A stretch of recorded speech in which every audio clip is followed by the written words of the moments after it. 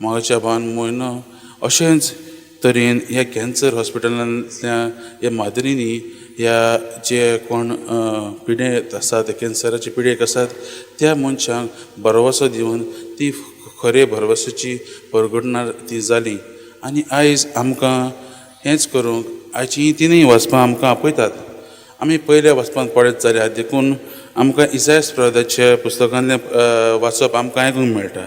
आनी थंय सर्वेस्पराच्या पवित्रपणा मुखार इसायास प्रवादी आपूण अपवित्र आनी किरकोळ म्हूण हें मानून घेता. आनी तेन्ना सर्वेस्पर ताका जिव्या इंगड्यान ताचे ओंटाक लावन ताका शुद्ध करता.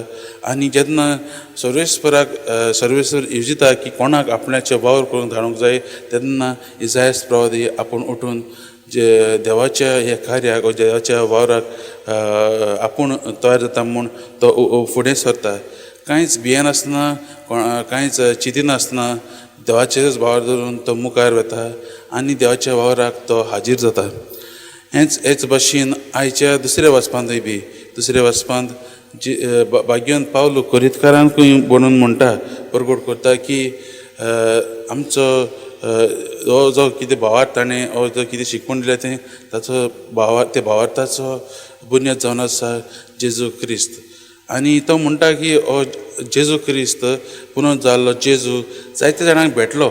जायत्या जाणांक म्हणजे ताच्या शिसांक आनी हेर भाव भयण्यांक आनी ताच्या आवयक सगल्यांक भेटलो आनी आपणाकूय तो भेटलो म्हणून तो सांगता.